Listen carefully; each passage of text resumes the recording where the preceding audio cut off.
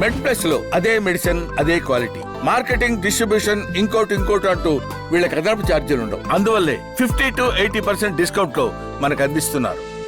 సాధారణంగా ఇప్పుడు స్కోలియోసిస్ అంటాము, చిన్నప్పుడు డిఫార్మిటీస్ ఉంటాయి పిల్లలకి ముఖ్యంగా, బట్ తల్లిదండ్రులు గుర్తించకపోవచ్చు యాక్చువల్గా. ఈ విషయంలో అంటే మీరు ఎట్లా అవేర్నెస్ ఇస్తారు? సో పిల్లల బ్యాక్ స్ట్రేట్ గా ఉందా లేదా మనం ఎప్పుడు తెలుసుకోవాలి? ఒకవేళ ఉంటే which age is suitable, ideal to correct it? Scoliosis అంటే తెలుగులో పార్వస్త గుని అంటాం. అది basically I can say 3-4 categories ఉంటాయండి. బేసికల్లీ కంజినేటల్ అంటే పుట్టుకతో వచ్చేది. ఇంకోటి రెండోది అడాలసెంట్ అంటే మన దాని మెనార్కీ అంటే గ్రోత్ స్పట్ వచ్చినప్పుడు, అంటే పిల్లలు అమ్మాయిలు అయితే 10 yearsకి, అబ్బాయిలు అయితే 12 yearsకి ఇట్లా they start having changes in the body కదా, అంటే సడన్ గా స్పైన్ గ్రో అవుతుంది. ఆ ఏజ్ అడాలసెంట్ స్కోలియోసిస్ అంటాం. That age is between 10 to 18 వేసుకోండి. ఆ టైంలో స్పైన్లో చేంజెస్ రావచ్చు. ఇంకా థర్డ్ వన్ ఈజ్ న్యూరోమస్కులర్, అంటే బై బర్త్ ఏమైనా మనకి న్యూరలాజికల్ ప్రాబ్లమ్స్ ఉంటే రావచ్చు, న్యూరోమస్కులర్ స్కోలియోసిస్ అంటాం. నాలుగోది డిజనరేటివ్ స్కోలియోసిస్, పెద్దవాళ్ళలో వస్తుంది. సో కంజనైటల్ స్కోలియోసిస్ అనేది బై బర్త్ వచ్చేవి. Nowadays with advent of this ultrasound machines, అంటే ఈ మనం ప్రెగ్నెన్సీ టైంలో చేస్తాం టిఫా స్కానింగ్స్ అని చేస్తారు స్కానింగ్స్, ఆ స్కానింగ్లో బయటపడిపోతున్నాయండి చాలా మటుకు. కంజనైటల్ స్కోలియో అంటే ఏంటంటే వెన్నుపూస ఎముకలో మార్పు వస్తుంది.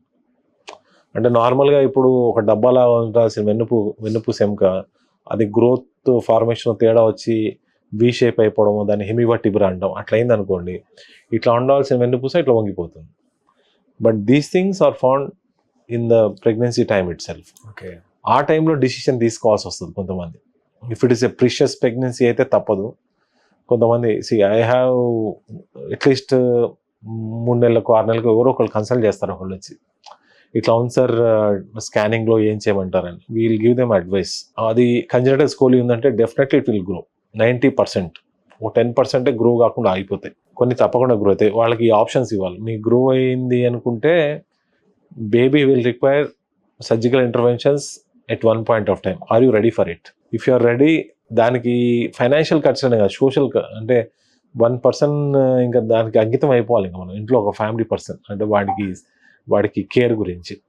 సో ఆ డెసిషన్స్ వాళ్ళకి ఇస్తాం, అంటే whether you want to continue the pregnancy or you want to abort the pregnancy అని. I have one of my I should not name them, but one of my fellow who was working in our hospital, he called me one fine day, sir ఇట్లా ఉంది ఏం చేయాలి అని. అంటే నేను చెప్పే options ఇరావు.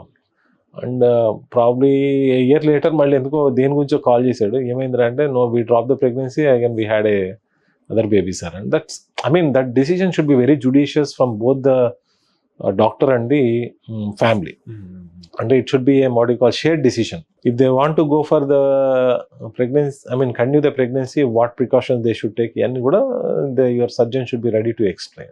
Okay. Second thing అనేది adolescent scoli, which is very very common. So ఇదేంటంటే గ్రోత్ స్పట్ తోటి వస్తుంది. అది ఎట్లా ఐడెంటిఫై చేస్తామంటే, మోస్ట్ ఆఫ్ ద స్కోలీస్ అండి, అరౌండ్ 50 to 60% మనకి దే గో అన్నోటిస్డ్. చిన్న కర్వ్స్ ఉంటాయి, అంటే మనకు ఒక యాంగిల్స్ అన్నీ వేసుకుంటాం.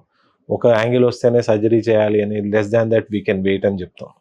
Most of the curves go unnoticed. Less than 30-35 curves angles అంటాం. They not come to your notice also. Probably ఎవడో వాడు షర్ట్ ఇప్పి చూసినప్పుడు తెలివచ్చేమో, కానీ they don't require intervention also. Some curves తెలిసిపోతాయి, అంటే షోల్డర్ పైకి వెళ్ళిపోవడం, లేకపోతే ఈ మనకి రిబ్స్కిను హిప్కి మధ్యలో కర్వ్ ఇట్లా తిరిగిపోవడం. ఎందుకంటే వెన్నుపూస తిరిగినప్పుడు ఈ డిఫార్మిటీస్ కనిపిస్తాయి. ఇంకోటి రిబ్ హంప్ అంటాం, వెనకాల ఇట్లా గూనిలాగా వస్తుంది. వాళ్ళు వంగినప్పుడు ఇంకా ప్రామినెంట్గా తెలుస్తుంది. వి భాగంలో ఇటువైపు నడుము భాగంలో కూడా రావచ్చు గూని. అట్లాంటి వాళ్ళకి ఏంటంటే మోస్ట్ ఆఫ్ ద టైమ్స్ ఈ స్టాండింగ్ ఎక్స్రేస్ ఇవన్నీ చేసుకుని, if the curves are less than 40 degrees, we should keep an under observation. There is nothing like you come and we operate. And there are cases where by the time they present, initial curve ఒకసారి 50కి వెళ్ళిపోవచ్చు. Recently also we had one. The time was less than 1 week. They observed, they got it operated in 1 week. That's a fastest scoli I have done. అంటే surgery కాదు, decision they have taken and we got the patient onto table because it was 2 double curves ఉండే, major curves, పైన వి భాగంలోనూ కింద నడుము భాగంలో. and they took a decision very quickly that should be there from the family also. So observation అనేది ఏంటంటే కొన్ని కర్వ్స్కి ఏంటంటే పట్టీలు ఇస్తాం, బ్రేసెస్ అంటాం, బ్రేసెస్ వేసుకోవచ్చు అంటే ఏజ్ బట్టి. ఆఫ్టర్ 18 అనుకోండి, ఇంకా 18 to 19లో గ్రోత్ అయిపోద్ది, దాని తర్వాత బ్రేసెస్ కూడా ఏం అవసరం ఉండదు. If the curve is less than 40 degrees after 18 you can forget it for the rest of the period. Maybe elderly వాళ్ళు 70 years 65 years వచ్చినప్పుడు ఏమైనా ప్రాబ్లం పోస్ట్ చేయొచ్చేమో, కానీ between that it will usually not pose a problem. ఇంకా పెద్దవాళ్ళలో అంటే degenerative స్కోలి అంటే ఇదేంటంటే వయసు రీత్యా చెప్పాను కదా ఇందాల సార్కోపీనియా అంటాం, అంటే మజిల్ వాళ్ళలో ఇప్పుడు చిన్న మజిల్లో వీక్ అయిపోయి కూడా వెన్నుపూస వంపు తిరుగుతుంది. అండ్ ఈ పిల్లల్లో సర్జరీస్ ఒక ఎత్తు అయితే పెద్దోళ్ళ సర్జరీ ఒక ఎత్తు అండి. వెరీ వెరీ జుడిషియస్గా ఉండాలి. అంటే వీ షుడ్ నాట్, చిన్నపిల్లలు ప్లానింగ్ కన్నా పెద్దోళ్ళ ప్లానింగ్ ఎక్కువ ఉండాలి సర్జరీకి. బికాజ్ వాళ్ళలో age is not on our side. Because ఇప్పుడు సపోజ్ 65 years ఉన్నాయి, షీ కేమ్ ఇట్లా వంగిపోయి వచ్చారనుకోండి, వాళ్ళకి సర్జరీ చేయాలంటే మాత్రం the concern should be more. In the sense failure rate ఎక్కువ ఉంటుంది వాళ్ళలో, ఇంకా బోన్ క్వాలిటీ తక్కువ ఉంటుంది. సో మనం ఇంప్లాంట్స్ వేసి ఫిక్స్ చేసినప్పుడు ఇంప్లాంట్ ఫెయిల్యూర్ అనేది చాలా ఎక్కువ. So very very judicious surgery దాంట్లో జరుగుతుంది. పిల్లల్లో అయినా మనం it's guidelines are very clear, ఏం చేయాలి ఏం చేయకూడదని. కానీ పెద్దోళ్ళలో మాత్రం the guidelines are not very clear and most of the times no surgery. అంటే we should try to avoid surgery in elderly people. వాళ్ళకి ఏంటంటే ఒక్క లెవెల్లో ప్రాబ్లం, ఆ లెవెల్లో ఒకటి అడ్రస్ చేసి వదిలేసినా సరిపోతుంది. ఓకే, అంతేగాని మొత్తం కరువును కరెక్ట్ చేస్తా అని మాత్రం పెట్టుకోకూడదు. సో ఇప్పుడు బ్రేసెస్ వేస్తారు కదా సార్, ఇది అంటే బ్రేసెస్ వేస్తే సహసిద్ధంగా అది జరుగుతుందా, మళ్ళీ సర్జరీ ఇంటర్వెన్షన్ ఉంటుందా ఇలా? అంటే we can delay the surgically also sometimes. Most of the times ఏంటంటే సపోజ్ పిల్లల్ని ఇప్పుడు 8 years 7 years చూసామనుకోండి, ideal time to do a definitive surgery అంటే ఓ సింగిల్ టైం సర్జరీ చేయడానికి మినిమం ఏజ్ 10 years అండి. సపోజ్ 10 ఏళ్ల లోపు చేసామనుకోండి, వాళ్ళకి రిపీటెడ్ సర్జరీస్ అవసరం పడవచ్చు.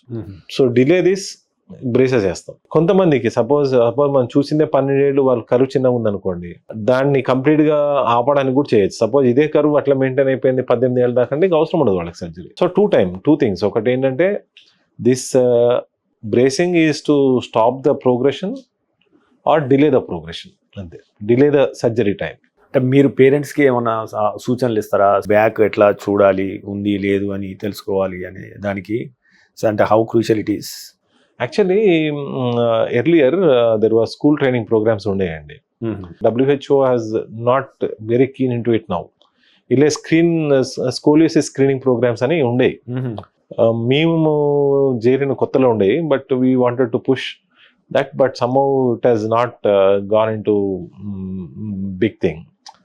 దానికి యాజ్ సింపుల్ యాజ్ దట్. ఇప్పుడు సపోజ్ ఇదంతా మనం బేబీ స్టూడెంట్స్ మేబీ హయ్యర్ క్లాస్కి వచ్చినాక వస్తుంది అనుకుందాం, ఆర్ అప్పర్ ప్రైమరీ అనుకుందాం, అంటే 7th class or 8th class వచ్చిన తర్వాతే these scolis are observe.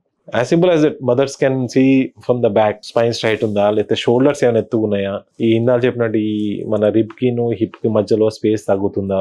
If somebody is even పిల్లలు కూడా చెప్పుకుంటారు వాళ్ళకి, వాళ్ళని వీడు కొంచెం వంకర నడుస్తున్నాడు రా అట్లా అని చెప్పినప్పుడు that they should take it on observation.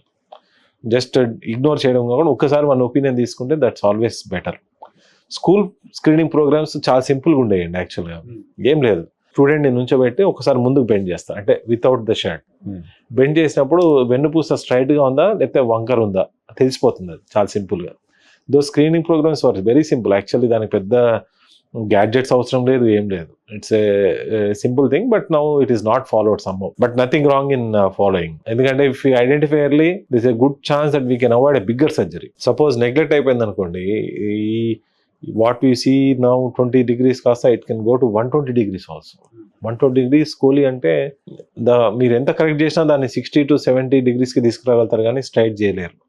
And always ఇంకోటి ఏంటంటే, మీరు ఈ స్కోలియోసిస్ కరెక్షన్స్లో చాలా మంది ఏంటంటే వెన్నుపూస స్ట్రైట్ అయిపోవాలని కోరుకుంటారు, but never. The idea of surgery is always to stop further progression, not to correct the deformity completely.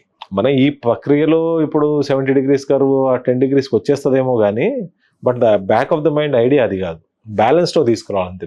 Suppose మనం బ్యాలెన్స్ తప్పేమనుకోండి, దాన్ని బ్యాలెన్స్లో తీసుకొస్తే చాలు. ద హెడ్ పెల్విస్ మీద ఉండాలి అంతే. దాన్ని హ్యారెండింగ్ జోన్ అంటాం, దానికి తీసుకొస్తే సరిపోతుంది. అంతేగాని ఖచ్చితంగా ఈ ఇట్లా C shape కర్వ్ని స్ట్రైట్ చేయాలని ఏం లేదు.